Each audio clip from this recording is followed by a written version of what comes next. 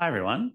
It's really good to be here again. So here we have a board example, and we have like reordering. This is, in this column, we have reordering in this column as well, and we can move items sort of between these columns. So this is pretty standard stuff. We'll see this in a lot of applications. What is super, super cool about this example is you can probably see there as well, is that second column is actually inside an iframe. And I'm able to drag kind of seamlessly between those as if they're in the same document. We can take this even further, and I can drag from one window to another. This second column's inside an iframe as well. I'm going to drag across here into that iframe. So even though we're crossing window boundaries, document boundaries, we're able to have this sort of seamless drag and drop experience. So what I'm going to do tonight is explain how this works so that you can add this to your applications as well. Cool. So to start with the lead, this is using the browser's built-in drag and drop functionality. Oh, here we go. So the two main things we're using. One is the drag previews. So with the native drag and drop, what the browser does is it's rendering a picture of an element. You can provide any element you want. And that picture is rendered outside of the DOM. And so we can drag that picture into external windows, applications. It's not tied to the browser anymore. So if we look at something like React Beautiful D&D, which is something that I've worked on before as well, this is moving elements around using CSS transforms. And you'll see that when I try and pull it out of the window, kind of gets cut off, right? It can't escape. It's tied to the render of that tab, whereas the web browser drag and drop functionality doesn't have that limitation. We also get some events from the browser that tells us when a drag is coming into us externally, which is great. So that's what we can use to listen for these things that are coming in from outside of the browser. Great.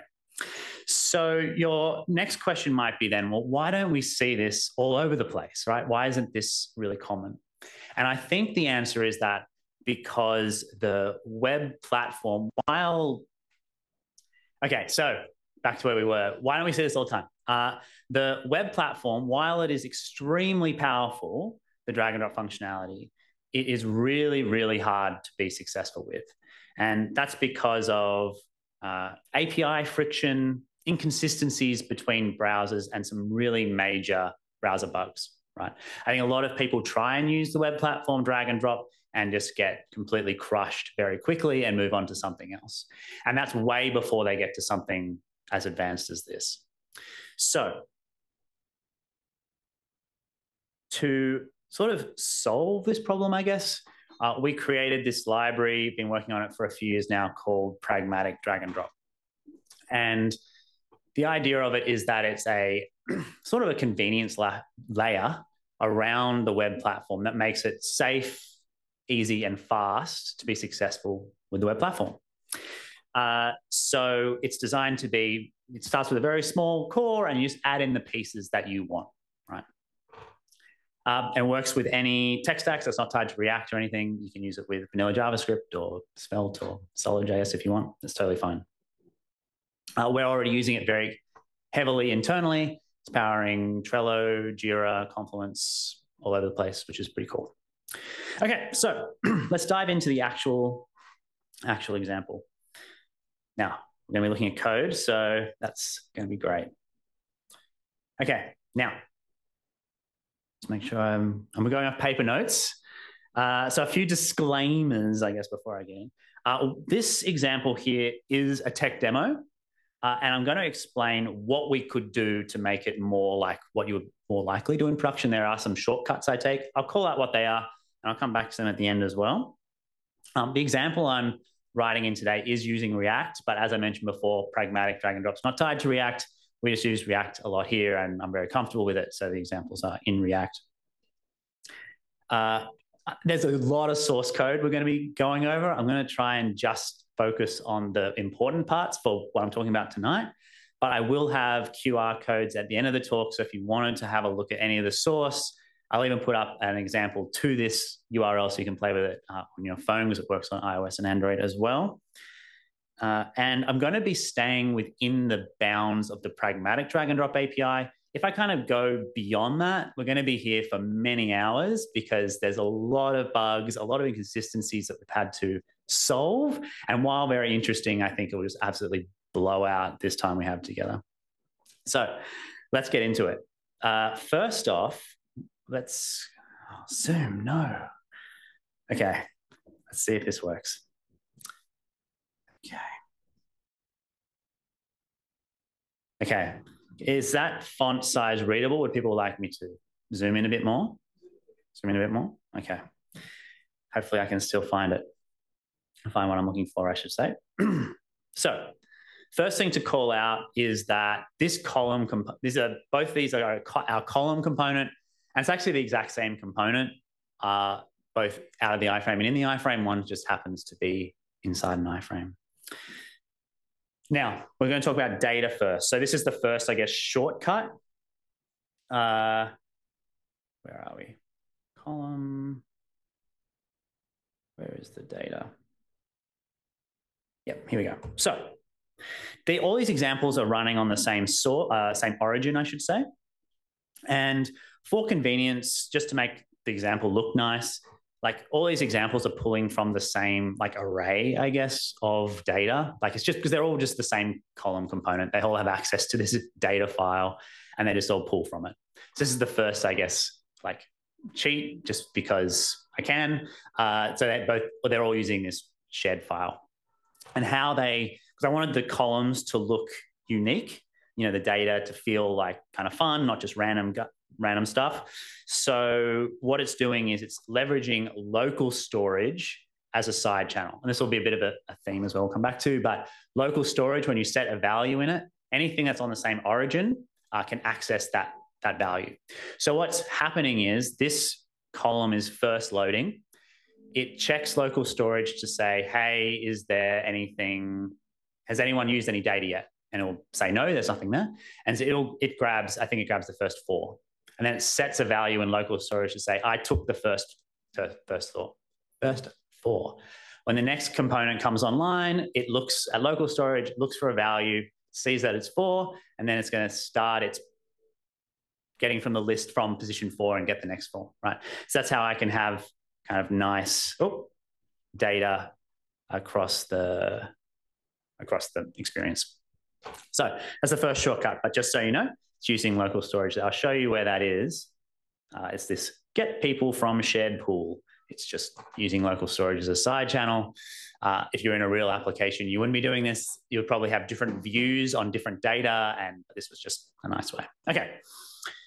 Now, we're actually going to step out of code for a sec. I know we just got into it, but it's going to be a bit hard to explain without going a little bit further in detail about at least some high-level things about pragmatic drag and drop. So it has a small core, and then it has these concepts of adapters. So on the web platform, there are 3 types of drag operations you can do. You can drag elements around, you can drag text selections around, and you can have pretty much anything coming from outside the window in. And in pragmatic drag and drop, these are split out into adapters, so you only pay for the code that you need or that you want, functionality you want. Now, these adapters can also expose pieces. So, for example, the element adapter exposes a draggable, so you can make something draggable. A drop target, so this is anything that can be dropped on. An element could be a draggable or a drop target. And a monitor. So what a monitor is it just can listen for events. Think of it, it's just an event listener. You can put it anywhere in your app. It's not tied to the DOM at all. And also you can change your mind. You can add drop targets, remove drop targets, change them during the drag. You can add, remove monitors. You can kind of do whatever you want. Change anything anytime. So, and then also down here, I've just mentioned optional pieces. There's a load of different optional pieces that can help you to pull your experience together. You can use whichever ones you want. If you find one that's almost what you want but isn't quite what you want, you could always just not use it, create your own, and still use all the other pieces. That's sort of the model we went for. Okay, let's dive back into the code. Now we're going to start at the lowest level of the card. I don't think I need that second window anymore, but anyway, doesn't matter. So card. So first thing we want to do is we want to make it draggable. So here we've got a function called combine. This isn't anything fancy. It's just an optional function that's going to. So all of our APIs return a cleanup function. So when you call them, they return a function that when you call them, they remove all their behavior and everything. So you can kind of clean up after yourself. Combine is just a way to like pull all those cleanup functions together into one function. Nothing too big there. So anyway, draggable. Let's talk about that. So we're going to assign it to an element. We're going to put some data on that element. So we're going to say, like, we got this function here to do it, but pretty much a card ID, column ID. We've got a function here. I'll come back to this one later. We've got on generate drag preview. What we're doing here is I'm just creating a drag preview that looks exactly the same as the original. You know, nothing too fancy. You can make it look whatever you want, but in this case, I'm just making it look exactly the same. So that's what that's doing. And there we go. By doing those things, that's all we need to do to get something draggable. In this case here, you'll see I'm doing like React set states. So pragmatic drag and drop is super low level, right? It's not doing anything with React. You're in control. You're in the driver's seat of all the design decisions, pretty much everything. Here I'm telling you on drag start, I'm setting some state, which is how I'm doing that dimmed out version of the original element behind there. I'm saying like, set your opacity to be lower and just stay in place. You don't need to make that choice, but that's a choice that we've made in our design language. But yes, that's what that's doing. Cool. So that we've got something dragging. So step one, that's pretty good. All right, now what we want to do is I'm sort of building up to when we're doing across windows. We want it so that we want to show up these lines as we move down and up the column. So on the card, I'm going to also make it a drop target. And what I'm going to do is I'm going to attach some data to it. And I'm going to use this little optional function here called attached closest edge. Now, get data is actually called repeatedly throughout the drag. And we're going to leverage that to, as we're moving over a drop target, it's going to tell us how you're on the top edge, how you're on the bottom edge, on the left edge, right edge, like whichever edge is closer. And in this case, I'm only allowing the top or the bottom edge. Cool. So then we've got these events on drag enter and on drag. Won't go into if I can't go into too much depth, but hopefully you can sort of piece together what they're doing. And in those events, I'm just pulling out that edge from that data and I'm putting it in React state. And then I'm going to use that React state here. If there's a closest edge in the React state, I'm going to render this drop indicator component.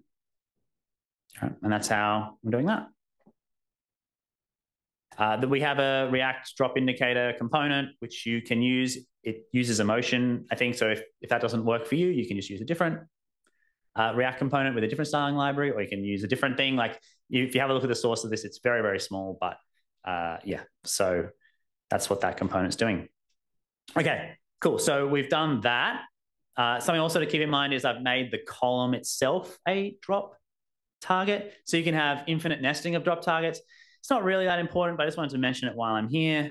Like, so when there's like nothing down here, you're not technically over a card anymore, you're just over the component, we can still handle that because that's just another drop target. Okay, cool. So drop targets. Yes, column. So now we've got this wonderful line being drawn. What we want to do now is in the on drop, there's a lot of code here, but effectively all it's really going to be doing is this reorder with edge. So what I'm doing is I'm just finding the index of the thing that was dragging, that kind of stuff. And this is another optional function, again, just because it's such a common thing to do, give it an array, give it the start index of where it was, the index of the target, the thing that's been dropped onto, what the closest edge was, and what axis it's doing, and then it will give you back that array that's been ordered for you. But yeah, that's all it's doing is just sort of looking those values up, and we handle whether you drop on a card or whether you drop on a column separately. But I think if we're in the column, we just put it into the last position just by choice.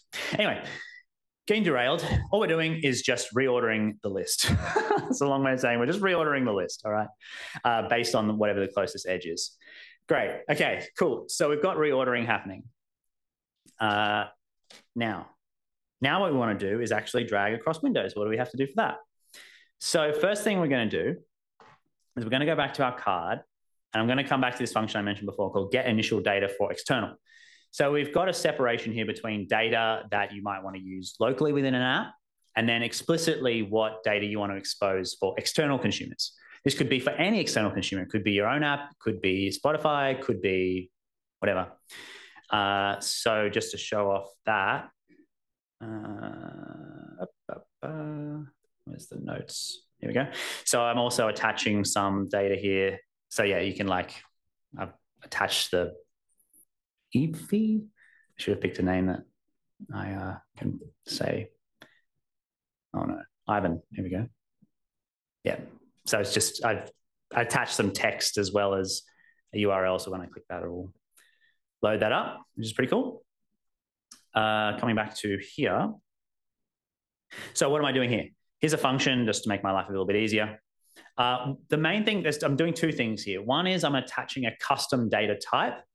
So this is like my own custom data type I've made up called card, and I'm providing a user ID. And these are some fallback data. This is what that Notes app was using. Okay, cool. So coming back here. So yeah, we're attaching some data for external consumers. That's great. We've attached data for external consumers, but now we actually need to listen for that. So again, we had the draggable here, drop target for elements. Now we've got this other thing here called drop target for external. Now this is coming from the external adapter. And you can see it looks very, very similar to our last example. Firstly, there we go. So what it's going to do is it's going to check to see if you're dragging a card. So it's going to look at the types. So when you're doing an external drag, you don't get access to the actual data during the drag. You only get access to the types. So we're saying if you're dragging this special type that we've made, then you're dragging a card, but we don't know what card just yet. So we're saying, okay, you can drop on me if you're dragging a card. And again, this looks very similar, right? Like during the drag, we're attaching some data and we're getting the closest edge. And that's all we need to do, right? In fact, it's actually just using the same code we had before, where it's just setting an edge in React state. It's causing the line render. So far, it's just reusing all that code for that. The magic, I guess, here is that we take care of this complexity for you, like actually detecting when an external drag is starting. There is an enormous amount of code there. Safari makes it very, very hard. The browsers make it very, very hard to actually get that signal. But yeah, so we've done the hard work for you. So all you need to do is just that, which is pretty great. And then what do we do? So we've got this, cool. We've got the line drawing in an external window. But what do we do next? Okay, so we'll come back to our,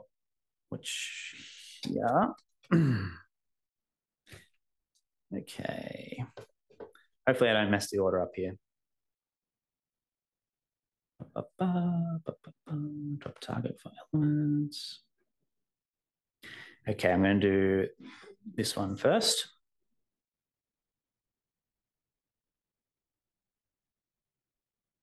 Okay, so the first thing I'm going to do is on the destination window, what it's going to do is it's going to pull out, now it has access to that data, it's going to try and pull out this card ID, which I know is formatted in a particular way. And if it doesn't, I just exit. And then what it's going to do is, because I encode that position information in that ID, I just am going to use that ID to look up the user object that I have, because I know it's sort of shared between them. This is another one of those shortcuts. I know that this data is shared between these apps. So it's just going to pull out that person and it's going to insert it into the list. That's all this code's doing. So for step one, it's inserting that. It looks up the person based on the ID and inserts them into the list. Now, there is something here that I glossed over, which is local storage. So what I'm again using local storage here as a signal that something happened. There is another way to do this in the web platform, but it's not, you don't get as much information. So I prefer this way. The idea here is I'm setting something in local storage to say, this drop was handled. I handled the dropping of this card with this ID. Okay, this has been handled. So it just puts that in local storage. So that happens first. Then we come back to, it's a bit mind-bending because they're the same component, but at different points, they're playing different roles. This is back now at the source page. So it gets notified when the drop happens after the drag is finished. Okay. And I'm using a monitor this time because we're no longer over the drop target. The drop target's been left when you left the window. So I have to use a monitor to listen for this. But I know that the drag started, in that column. And all it's going to do is just check to see, did something set that flag in local storage? And if it did, I'm just going to remove it from my view of the world. And that's it. So to summarize, what I'm doing is I'm going over here. This new document is going to look that thing up from this shared, because they both have the shared data. It's going to insert in the list. Then it's going to put something in local storage, a little signal, which the first column is going to read when it gets told that the drag finished, and just remove it from its list. And that's that. Hopefully, oh, come on. I'll just duplicate it. And that logic works exactly. Oh, no. I've got a column here that's hogging it up. Okay. And that logic works exactly the same across iframes or across external windows, because they're both just external drags, right? It doesn't matter if it's coming from, say, like a parent document or from somewhere else. It just is handled the same. They're both just external. They started externally. You don't really know much information about where it started. You just know that something's coming in. And so that's how it works. Now, what would you do in production that's different to what I did in this little example? Firstly, you wouldn't be able to use that trick that I used where you'd have the same data across those examples. Most likely you'd have different views of the world. That's totally fine. And as you drag from one thing to the other, that's all good. You could, even if they're on the same origin, use that back channel with local storage. That would be cool. You don't have to use local storage at all if you don't want to. For that back channel, you could use, say, like a WebSocket. So what that would look like is, let's say these were two Trello boards. I could, drop over here. And instead of using the drop event or doing anything, I could this one could send something to the server, and the WebSocket would push it down to the other board, and it would just be updated in terms of its view of the world. You don't have to use the drag and drop web platform for that back channel and update it instantly. You could wait for the server to sort of tell you. That's probably a safer thing to do because you don't actually know where they're going to drop. But anyway, there are some cases where maybe using local storage would be pretty cool. Yeah. So here, as promised, the links, I'll leave this up for a bit. So yeah, the example is the example that I was just playing with. You can play with it on your phone. The middle is the source. If you want to have a look, I mean, if you want to look it up, it's all just in the GitHub thing anyway. And then on the, I don't know, my right, I don't know if it's your right, is a QR link to my Twitter as well, where I post about drag and drop related things. I'll leave that up. I was about to put it back to the example, but I will leave that up because, yeah, it might take a bit to take photos or whatever. But thank you all for your time. I hope this has been enlightening. If you are interested to know how pragmatic drag and drop determines when an external drag is happening, you're welcome to check out the GitHub repo. It's hopefully, there's not a lot of code there, and you'll be able to see kind of what hoops we have to jump through on the web platform to get that information. Cool. Thank you, everyone, for your time. Yeah, thanks for the talk, Alex. I was kind of curious about meta information, and when you're dragging and dropping, use the example of dragging to notes. But what happens if you drag from notes back to the web? Because I know that Apple has kind of introduced, like with notes and with calendar, you can now start to drag one way, but then you can't drag the other way. And so how would you handle, say, meta information saying, hey, this is a note that you've dragged across? Is there any way to kind of attach meta information to that when dragging back? Mm-hmm. I'll pull up some code because I think it'll make it a bit easier to talk to. All right, cool. Okay, I will answer your question. I just I can't remember what that is. Oh no. Oh, I was just source staying. Okay. So as I mentioned earlier, during a drag, we have access to the types of what's being dragged. So could be like text plain, URLs, and I think there's another one. It's very common. That's files. It's not as common, but yeah, there's actually a lot of different types that can be dragged. Whether or not an external application is attaching that data is outside of our control. I haven't tested notes to see what it attaches. That would be really interesting. I just haven't done it, but there's nothing saying they couldn't. The short is I haven't checked, but I imagine any app can like attach text data, URL data. That's pretty common. These ones are like a lot of apps as well will attach their own custom data types. And these are just strings. So if you happen to know what they are, like I know Spotify has them, right? So if you know what they are, you can listen for Spotify playlist drops the same that they can. Because those types are public. And when you drop, the data is public as well. So it is mixed, I think. I haven't tested all the apps. I know that a lot of apps, I don't know how many native like Mac ones that attach it. Yeah, cool. Thank you. Files, though, they do. Like if you're dragging files from your desktop, that's totally fine. So Pragmatic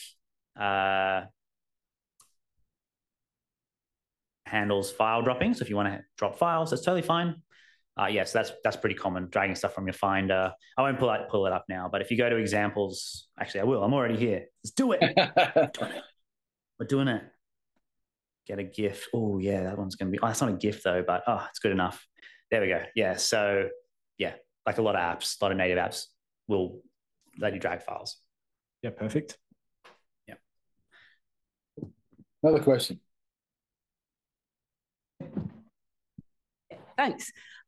Yes, so I was noticing in the example, you have that drop indicator preview, which is just the line between the elements. Yeah. So does Pragmatic offer a way of creating a more visual preview where you'd see the elements sort of move out of the way and you'd see the space that the element that you're about to drop would occupy? Yeah, great. I will answer that. Of course I'll answer that. I would be delighted. I would be delighted to answer that. So this is a bit tricky to see. It's a GIF through Zoom. Oh no, and I can't even restart it. Anyway, short answer is yes. Long answer is no. So you can do whatever you want, but we found that animations and sliding all that well into the web platform because when you move things, you're impacting their hitboxes. And one of the big driving, also animations are generally expensive and they don't work for every experience. For lists, yes, boards, yes, but trees and other types of like UI builders, animations don't really, yeah, there may be animations, but it won't be the same. So what we've gone for with, where are we? Looking for a page that I haven't got open. So pragmatic drag and drop is super low level, right? The intention is it's like the lowest level of drag and drop things, and we have lots of optional pieces. We've spent a lot of time as well figuring out a design language around drag and drop, which we document here, and an accessibility story as well. But they sit kind of on, they're opinionated things that sit on top of pragmatic drag and drop. So you could have more of a physical feeling experience using pragmatic drag and drop, but that's not what our design guidelines have. What we've tried to do is lean into the strengths of the platform, and like a big driving motivation for pragmatic drag and drop was performance. When you start going down that path, you start to kind of erode some of those benefits. Not to say you can't at all. And I think on a per interface thing, you could. And we've also, because Atlassian's big, we have a lot of experiences. We've tried to embrace design language that will scale across not just lists and boards, but a whole like suite of different things. And so going for quite a simple affordances seems to scale quite well. Please, do you want to add any more on your question? Yeah, no, I think that's answers it. I was specifically wondering about how you'd address the performance issues with dragging things around. But yeah, I guess I have another talk I did at, I can't remember the name of the meetup, but which you can look up. It's actually on the, I think we linked to it from our main page. If you go down the bottom, yeah, there you go. That explains the technical stuff about how we optimize for performance. Yeah. Nice. Thanks. Any more questions? Thank you. Thanks for that. So with so essentially you're using local storage as a way of managing the objects. And then when you drag, you have data attached to it that tells you what the object ID is, whether that's between the browsers or within the browser itself. And then you're using that local storage to then reconstruct the object. Can you also reconstruct the object based on that data that you give it? Yeah, so I think I was close. So storage at the beginning of the equation is completely redundant. It's purely just so that I can have the columns looking unique. For the purpose of an example, it could have been that they're just random data. That would have been probably in hindsight would have been a less of a stumbling block for people. How local storage comes into it later is it's exclude. The only other thing we use it for is at the end of the drag. So in the destination, we set a signal to say we handled that, we've handled that for this card. And then so the first one can know if something else has handled it. And if it has, it can remove it. You technically don't actually have to use local storage for that. The web platform does expose a drop effect, which is just a string, which is copy, move, none, or something, link. But it's just not enough information to know what happened. So that's why I'm using local storage. I know a card dropped and that I handled it and also what its ID was. You don't get much information from the drag and drop API on the way back. So I think most realistically, you have to use a side channel for that. So I'm using local storage for that back information, but you could, as I mentioned, use WebSocket or any kind of other communication you can think of. Yeah. Cool. I guess my last question is, has this helped direct the web platform into what other features or things they can do? Have you had experience in that, or? Yeah, it's a timely question. So actually, and not to be a broken record, but I did another talk a few months ago about just that, how we could evolve the web platform. And I'm hoping as of maybe even tomorrow, starting to make some of these proposals. No, not tomorrow. Tomorrow's Anzac Day. Maybe Friday. But yeah, I think I have some time now to actually do that, which would be pretty cool. Thank you. Yeah.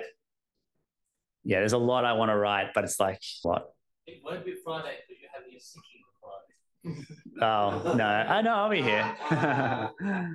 Yes. Taylor, I think you had a question as well. Yeah. So... Oh, we'll wait for the mic so they can hear it too. Thanks.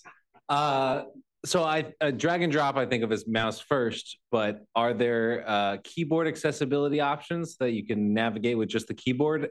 I think you can, but then how do you do that across Windows, I guess is my question. Yeah, so this is a whole topic. I had probably stealing the thunder of a blog, but that's okay. It's fine. It's such a great question. It's accessibility and drag and drop. And I'll give this totally high level answer. I think there are 3 ways you can do it, broadly speaking, of accessibility and drag and drop. The first one is nothing, which is very common. The second one, I think React Beautiful D&D popularized, which is giving some sort of way for a keyboard user to trigger drag and drop actions. So we see that in React Beautiful D&D. We also see that in React Aria as well. It has some way of basically being able to start a drag and then move it around and then stop the drag. We've gone for a third way, which is, always love doing something different, but which is instead of trying to get assistive technology to perform drag and drop, we get assistive technologies to perform the same outcomes. So it's not trying to push assistive technologies to move things around. It's letting people get the same stuff done, hopefully with inputs that are actually way easier for them to use. So to give, damn it, I wish it's okay. It's okay. Oh no, how am I going to get there? Please. Oh no, I'm stuck. I don't know the commands. Anyway, yeah, so this is an example of it where you, instead of having like spacebar to lift, arrow keys to move, enter to drop, or whatever it is, you just have a menu which has like actions, which like move up, move down. This is a crazy powerful pattern because you can put anything you want in here, and you can even like, you can hide it behind stuff. But let's look at like trees, for example. It lets me go to trees. Here we go. Boom, boom. Like, what if this, you could have like multiple pieces of input for this act. Oh, I want it to move to this parent and like whatever. Awesome. Like doing that kind of stuff it's hard. And this way we can kind of accommodate anything. So to come back to your question of how could we do this, it's really kind of, as we're not forcing drag and drop, we're forcing outcomes. So if the outcome is I want to move from first column to the next column, that's just a triple dot menu with like move to second column. Cool, thank you. Yeah. So sort of short problem. Right. But after, looking at accessibility, there was one user test in particular that just like blew my mind. It just changed the way I thought about it completely, which was like, how would you think about this if you just couldn't see at all? Like, what would an arrow movement do? What would a shift tab movement do when you can't see? Like, whereas just being able to read an outcome, awesome. So useful. So anyway, coming back, anything we can do to help with accessibility is good. I think there's never one best way to do it, but I'm really happy with the pattern that we've been embracing. Yeah.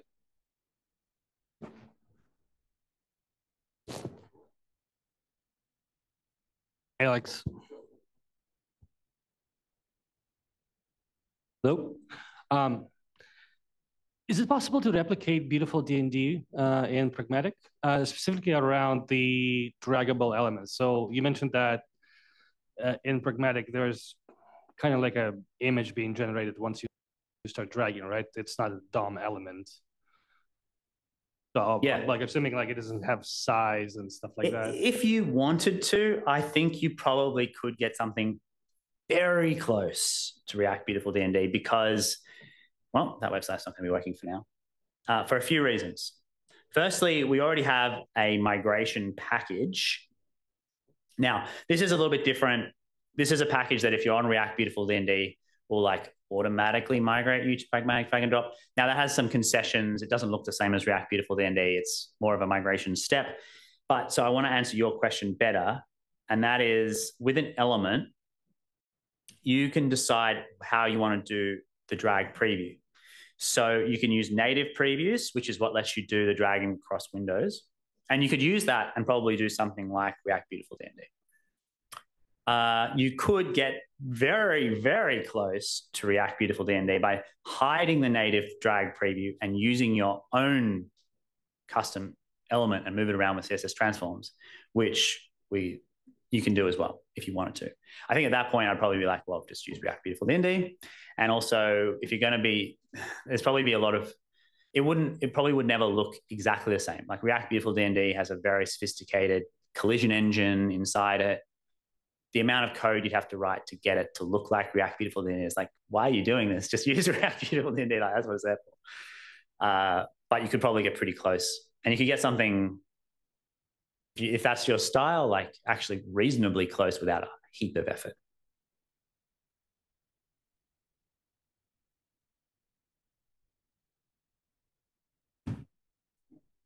Hello. I love drag and drop and I'm a terrible developer. I want to ask a philosophical question. Yes. When Pragmatic starts up, yes, do you first say, dear browser, please ignore all of the following native functions because they're problematic for me and I'm going to start to work now?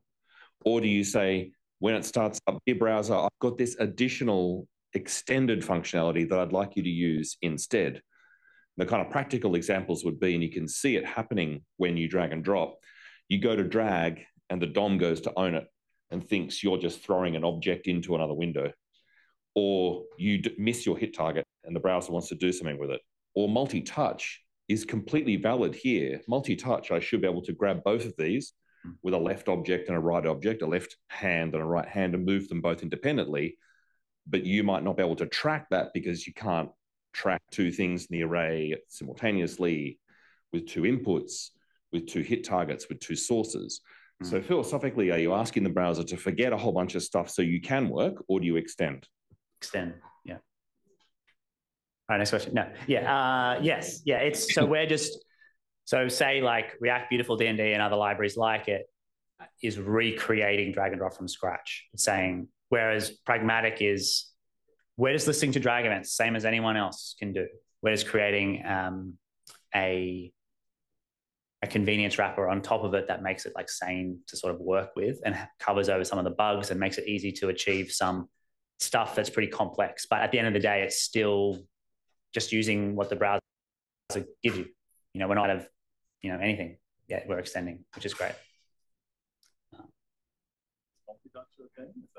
Is multi-touch a thing? Yeah, I mean, so yes and no. So yes, it works, but you would be doing it in this, but we don't have an example right now.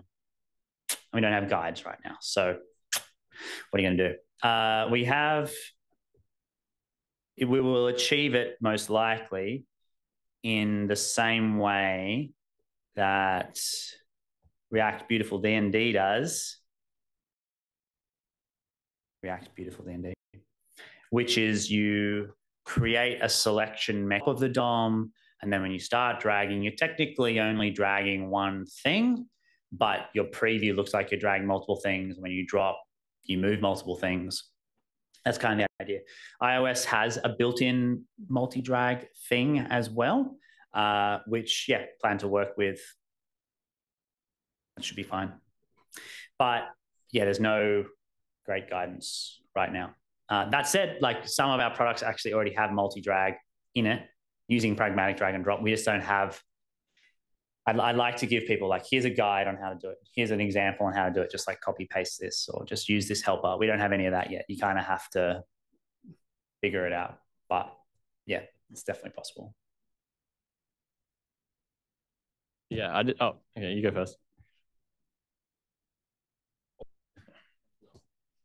Yeah, I was just having a quick play around on my phone with it. It seems that there's a bit of it seems a bit finicky with touchscreen at least on iOS. Yeah. In that you can't just drag and pull. You have to drag for a specific amount of time. Yeah. Too long sometimes opens the image preview. Is there any way, because with something that doesn't use the DOM like D&D Kit, you can just do that immediately? It seems to work more seamlessly. Is there any way to get Pragmatic to mimic that behavior? Yeah, so on the first one of the images opening, yeah, there's a CSS rule we need to just add or bake in to turn that off. On the second thing of can we change like how fluid it feels when you start the drag? Unfortunately, no. You know, that's on the web, on the platform to decide how that works. I think part of, I tried to put it in the name too when we kicked this off, like embracing the web platform means embracing some constraints. In fact, if you go to the guides, you can see some of the hard constraints. Like they're pretty minor, but web design ones, like some stuff around cursors, preview opacity, you know, not massive stuff, but like, yeah, when you're using a platform, you can't, unfortunately, change it. Now, that said, I don't think the platform is fixed. And I think if we wanted to, like I've raised, I don't know how many issues at this point, but I think it's in the realm of raising, right? Like, hey, how can we make this better? And they can bake that in. And the thing is, what pragmatic D&D does, if anyone's using the native drag and drop, it'll be the same. Like there's no unique decisions there. It's just, we just defer to the platform. So in some ways it may not, its users will be trained by the fact that this is a platform thing.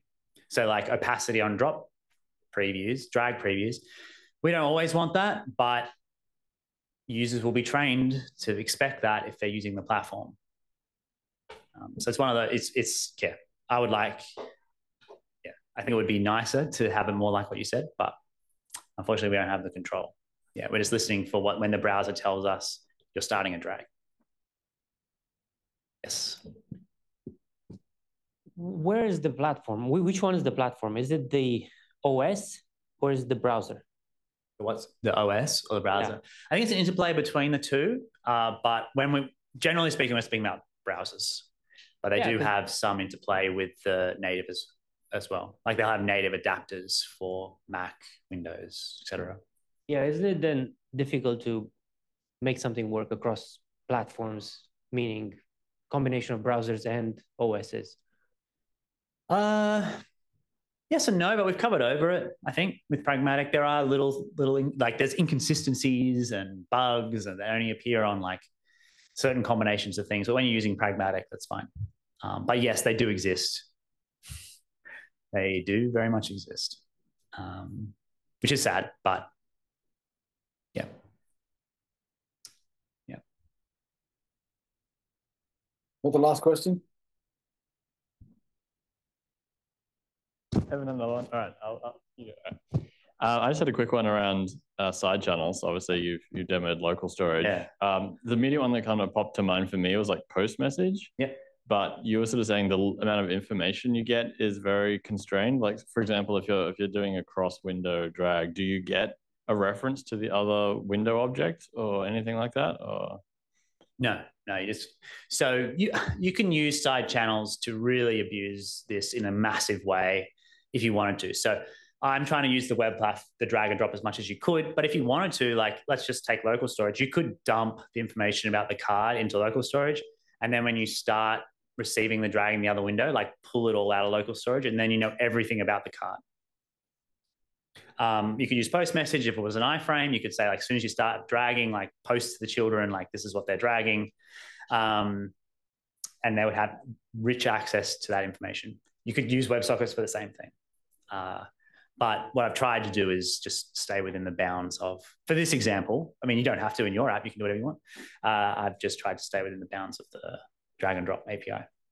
But yeah, you don't out of the box get any like reference to what window is giving you this information. If it's like an no. When an external drag starts, you get like nothing. Yeah. You do. Yeah. Even on drop as well. Yeah. I mean, you just get the. If you're an iframe, you get a little bit of information. If you're on the same origin, you can kind of tell that the drag's coming from your parent. But when the drop, it's mostly about that data object. So you can know the types of data being dragged and the data associated with it. But when you're dragging, like, just to be super clear, when you're dragging within an app, like you're building a board, you're building whatever, you don't have to worry about any of that stuff. You just swim around in the like comfortable lane of this get initial data. You can pass objects, functions, whatever you want. You can do whatever you want. When you have to pass stuff for external, it gets like serialized and there's more rules, and you can only external data. Technically, you can only access the types, not the data during the drag, unless you're using a side channel. But you can access the data during the drop. It gets a bit, yeah. I think I waffled a lot. But the answer was yes, you can use side channels to pass information if you want to. Evan, still? Yeah? No? All right. What a great word side channels are as well. So I like that. Very true. All right. Looks like we are through the gauntlet of questions. Yes. Very popular talk. I love it. That's good. Keep them coming. If you want to ask more questions as well, after or on GitHub or on Twitter, or feel free.